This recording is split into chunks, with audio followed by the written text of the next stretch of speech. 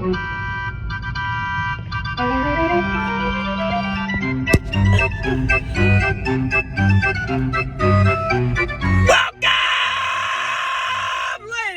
gentlemen, Finesse, we are back. It's the Trash Pack on the mic, ready to tell you guys what happened this last week. You animals, you vultures, you all should be ashamed of yourself. Some of the main things that went down this week, some close matches came down to Monday night. We had some, basically, I know the main storyline, the bottom feeders keep bottom feeding, baby. The inept continues to display their ineptitude on a silver platter, in a gold plaque for all of us to see. We have a culmination of just ineptitude, poor roster management, communication, just not being good. Everything that feeds into the ineptitude of the bottom feeders of this league has it's all knowing and all culminating, and it's all going into what happened this week for our bottom feeders. We had the callers of the world continue to get trampled. Just due to not being that great. Connor Gary not being great. Got the Garys of the world just not being that great. Just not that great of a roster. Connor Cheese not having a great roster. Cheese, the lack of communication, the lack of skill, the lack of roster management. There's just so much that goes into the ineptitude of these three players. The Alexes of the world. Alex beat Gary by 7. How bad can you be? But Alex, albeit bygones, be bygones, I digress. Alex actually has a decent team, so I can't dive into him too hard, Megapause. And but nonetheless, he is still really bad. The bottom feeder is going to continue to bottom feed, and that's it. So we'll move forward. We got a few things going on. We the high mans of the world, the low man, as you can imagine, as you cannot imagine at all, Alex is the high man. Can you believe that? I can assure you that right now. He's just not great. And low man, I gotta think off the top. Carter got low. Yeah, he is so bad. He's really bad. He's really bad. Carter got low, man. He got an abysmal mid-80s score. It did not beat Zach's Coggins' abysmal score by much, but nonetheless, he is our low man for the week, and he ought to be ashamed of himself for producing such a pathetic output. Gary outscored him, for goodness sakes. But anyway, I digress. Anyway, moving forward. Let's see what we got here. Boom. I'm on the phones, all of you. Okay. We're gonna start with we'll switch it up a little bit. No Bruce Jenner. The Postals. Josh Jacobs. I'm tired of it. I'm tired of him. It's just an inept offense behind an inept offensive line with an inept quarterback, with an inept organization, with an inept ownership. How is he continuing to do this? How? It's every single week. I'm tired of it. I'm just tired of it. And the fact he was gotten in the 5th round is just a testament to Clay's spoon feeding. And it's just stressful to say the least. But anyway, I digress. Another 30-piece nugget for Josh Jacobs. Jamar Chase would be our wide receiver post of the week with a 25-piece nugget. His efforts helped prepare me past Galt. I do not do that a lot, so let me have my moment here about beating Galt. I do not do that a lot. I think all time now I'm 4-7 against Galt, by far and away my worst person to play against. And honestly, quite frankly, he should have beat me had Justin Fields not found his extra Thanos stone. I mean, this man went crazy, and I am forever indebted to him. I call no college educational being forever indebted to by people. But, yep, anyway, I appreciate his service. I appreciate what he did for the Trash Pack community. And that's all I got to say about that. Okay, boom. Some of the storylines this week.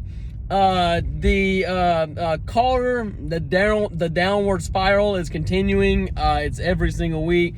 Call no Biden's approval rating on a downward spiral continuing.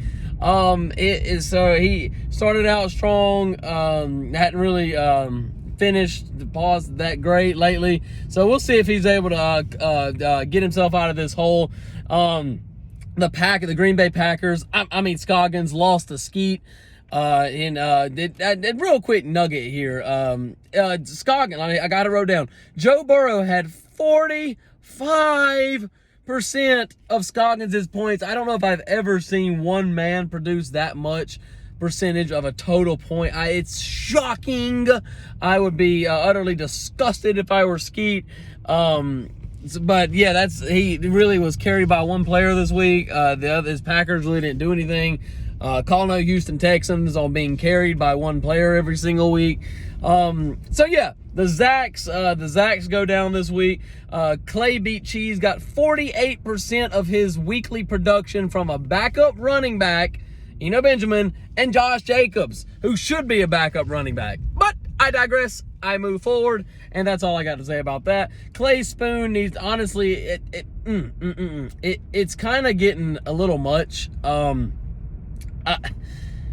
Just the things that's going on and able to pluck Eno off the waiver wire. Just honestly, his spoon needs to be submitted for evidence and subpoenaed for moving forward for the court to see. Call no Donald Trump and Mar-a-Lago on being subpoenaed for the evidence for the court to see. His spoon it knows no bounds this year. But I digress, and I think he's got the best record in the league right now. Shocking, to say the least. Wouldn't even be a correct adjective to not just. I don't know how in the world he's that good. His record is that good. His team's decent, but with not really any quarterbacks. The running backs aren't. Josh Jacobs is going nuclear, but Cooper Kupp. It's the Travis Kelce. He didn't draft him. Not gonna go into that. Not gonna go into who gave him Travis Kelce. But overall, I guess he's just got a balanced team, and he's 5-1. And as far as all of us, we are required to look up at him in the standings until further notice. I'll play him this week. That'll be addressed later in the show as the match of the week. Not even really close. It's a 6-1 and 5-2 matchup. That's an 11-3 total record. So pretty close. It should be an exciting week. And we'll see if he gets fed. What some of the storylines? Cheese again. He's just falling off. He's falling off. Based on the communication, based on the lack of roster, the skill, the lack of trading, the management, he's honestly just doing his time for the crime. That's what it is. You can't expect to not pay for your crime. Call no Brittany Griner on serving time. You do the crime, you do the time. That's what it is. And call no Brittany Griner on that, as she lost her appeal today. And she is now under federal custody of your boy, Vladimir Putin moving forward. Freedom. And anyway, I digress. Okay, boom. What else is it? So Cheese lost, the Zacks lost, and as far as Zach goes, he made a couple questionable roster decisions. His management, Los Angeles Lakers management, on making questionable roster decisions. That just with the Packers. So that's a lot. I don't know how you can't really get that much production out of all of them. Now, granted, I think they should have done a little bit better this week, but I don't know if it would have been enough. Skeet's team's not good, but I still don't think it would have been enough in order to do what he had to do and to beat him. Boom. So anyway, the Cheese lost, Clay won, I won. I'm not even gonna lie, I got fed. Despite all odds of me winning, there's no sense in me being able to beat Galt. There's just none. It doesn't make sense. To beat all odds, call it 2020 election on beating all odds.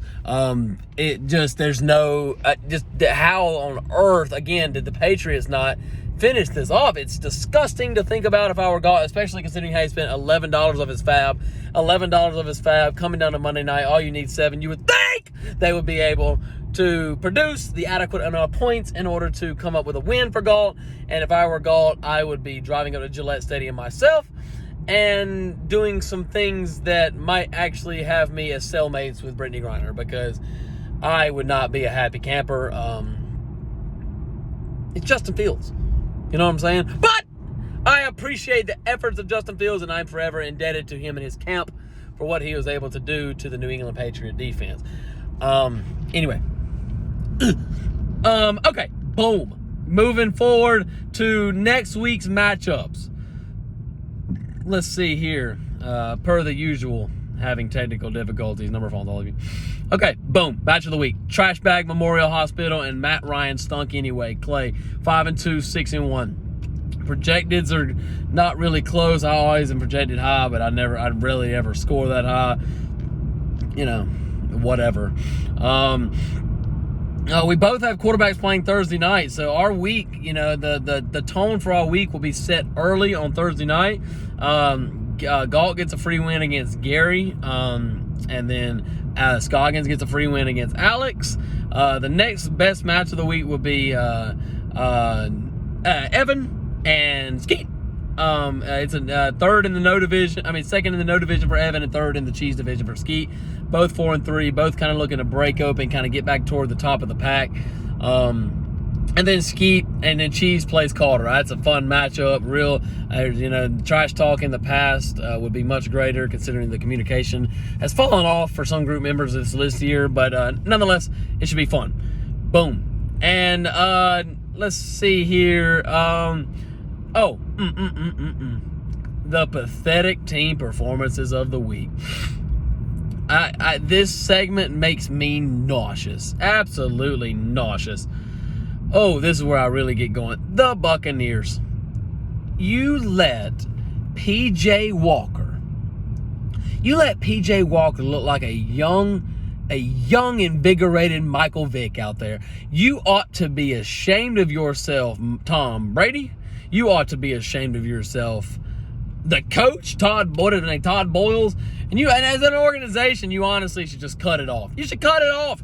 P.J. Walker, sir, how? It's P.J. Walker. He's a 4th string. He's an XFL quarterback beating the GOAT. It's done. I'm done with the arguments. It's over.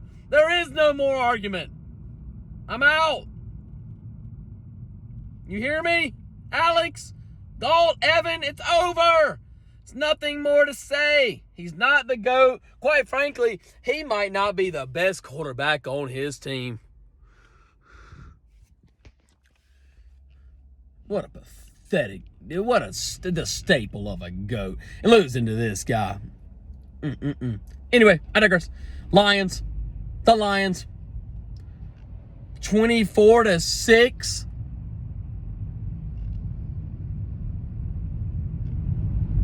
Really? I mean, how? It's so embarrassing, dog. I'm so done. I'm not even gonna go into detail. The Colts, the dumpster fire that is the Tennessee Titans, beat the Colts. Total health system in America on being a total dumpster fire, by the way. I don't get it. I don't understand how the Colts and Matt Ryan are just allowed to parade around anymore. It's disgusting to even think about. It's horrible. The Packers. This is their segment moving forward, apparently. They're horrible.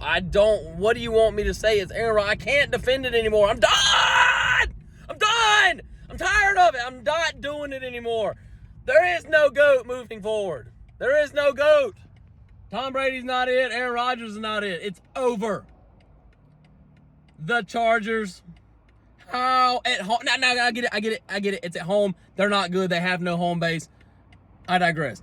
But still, you let the Geno Smith put up a 40-piece nugget on you, and you couldn't conjure up but 23. All in the process, Eckler dumped another one off in me. Like, it's ridiculous. The Patriots.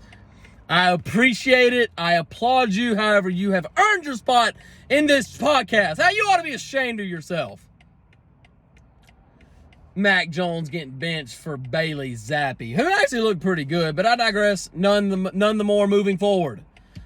And finally, the prop bets. 2 for 3 last week, won a little bit of money. Christian Kirk this week, under 60 yards. He's got the clamp man himself. The Patrick Surtain is on him this weekend. The clamp man himself is going to show his fangs this week. Take the under. Josh Jacobs, under 100 yards. It's against the Saints. I get he's been going crazy. The Saints are perpetually really good at that. Take the under. Deontay Johnson, matched up against the Eagles. Darius Slay, under 60 yards. Take the under. Take your money. Thank the trash bag later. But as far as that, ladies and gentlemen, I'm out. Y'all know what time it is. Hopefully Cheese drops the ches for y'all. But I'm outie. You better get the finesse and get the finesse, baby. Y'all know what it is. The trash bag. I beat Galt. I'm outie.